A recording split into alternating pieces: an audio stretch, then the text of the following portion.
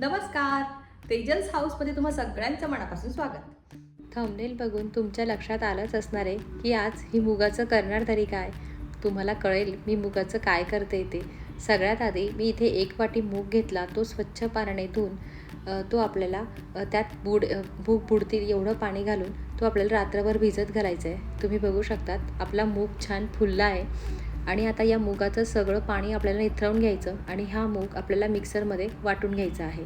मिक्सरमध्ये बारीक करत असताना त्यात मी कोथिंबीर, हिरवी मिरची व 3 ते 4 लसणाच्या पाकळ्या घालून थोडी हळद व चवीनुसार मीठ ॲड करून हे बॅटर आपल्याला पाणी घालून मिक्सरमध्ये एकसारखं वाटून घ्यायचं आहे. हे वाटून घेतल्यानंतर तुम्हाला या स्टेजला मीठ कमी वाटलं तुम्ही मीठ ॲड करू शकतात आणि हळदही ॲड करू शकतात. मी पण ॲड केली होती. आणि आता हे बॅटर आपल्याला 5 ते 7 मिनटं कंटिन्यू हलवून घ्यायचं आहे. हलवल्यानंतर ते छान फुलतं. जसं आपण इडलीचं किंवा डोशाचं बॅटर करतो तसंच हेही बॅटर आपल्याला करून घ्यायचं आहे. नंतर मी एका वाटीमध्ये 4 चमचे दही घेतलं. त्यात 1.5 चमचे लाल तिखट घातलं, अर्धा चमचा गरम मसाला, अर्धा चमचा कांदे लसूण मसाला, थोडी हळद व धनेपूड घालून हे बॅटर पण आपल्याला 3 ते 4 मिनटं हलवून घ्यायचं. नंतर मी इथे स्वच्छ पाण्याने भेंडी धुवून घेतली. भेंडी पण होती थंबनेलमध्ये. तुमच्या लक्षात आलं असेल की आता मी भेंडीची भाजी करणार आहे.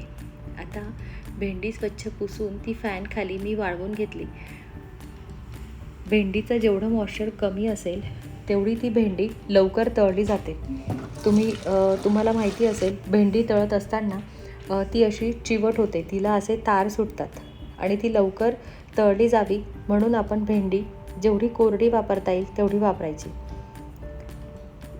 आता इथे भेंडी छान खरपूस तळून झाली की मी ते एका प्लेटमध्ये काढून घेते. त्याच कढईत अजून थोडं तेल ॲड करून जिरं, मोहरी, कढीपत्ता छान तडतडला की त्यात मी हिरवी मिरची ॲड करते आणि मी इथे अद्रक व लसूण बारीक चिरून घेतले होते. नंतर कांदा बारीक चिरून घेतला होता, तो यात ॲड केला. कांदा लवकर परतण्यासाठी आपण यात मीठ ॲड करू. बघू शकता तुम्ही छान कांद्याला गुलाबी रंग आला आहे. हा गुलाबी रंग आल्यानंतर यात आपण जे दह्याचं बॅटर करून घेतलं होतं ते ॲड करू.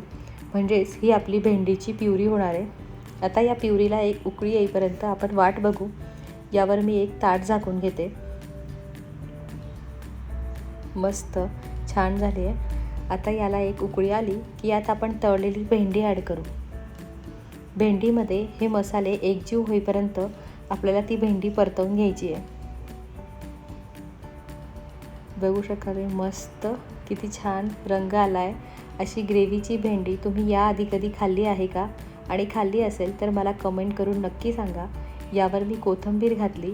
माझ्याकडे फ्रेश क्रीम होतं सो मी फ्रेश क्रीम घातली आणि ही एका प्लेटमध्ये सर्व केली. आणि जे आपण मुगाचं बॅटर करून घेतलं होतं त्याचे मी इथे धिरडे करून घेणार आहे. भेंडीची भाजी आणि मुगाचे धिरडे हे कॉम्बिनेशन इतकं सुंदर लागतं. तुम्ही नसेल खाल्लं तर हे एकदा ट्राय करून बघा, खूप छान लागतं.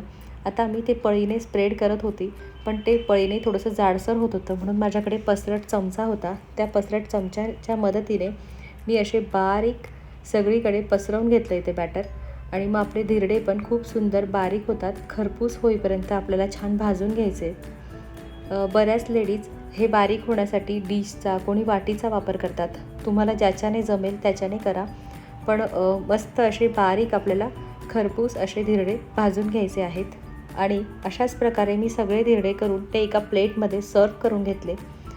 आता मी तुम्हाला टेस्ट करून दाखवते कसं झालं आहे ते. वाव, मस्त.